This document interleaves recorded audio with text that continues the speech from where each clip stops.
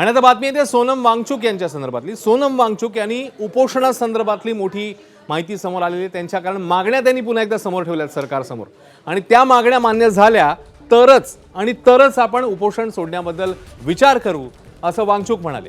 ज्याच्यामध्ये शिक्षण मंत्र्यांचा राजीनामा घेण्यावर विचार व्हायला हवा, आंदोलनकर्त्या विद्यार्थ्यांवर कोणतीही कारवाई होऊ नये, याशिवाय या मागण्या मान्य झाल्या तरच आपण उपोषण सोडण्याचा विचार करू असंही त्यांनी म्हटलेलं आहे। आत्महत्या करणाऱ्या विद्यार्थ्यांच्या कुटुंबियांना भरपाई द्यायला हवी, संसदेत चर्चा करून जबाबदारी निश्चित व्हायला हवी आणि आंदोलनकर्त्या विद्यार्थ्यांवर कोणतीही कारवाई व्हायला नको अशा मागण्या त्यांनी समोर ठेवलेल्या आहेत।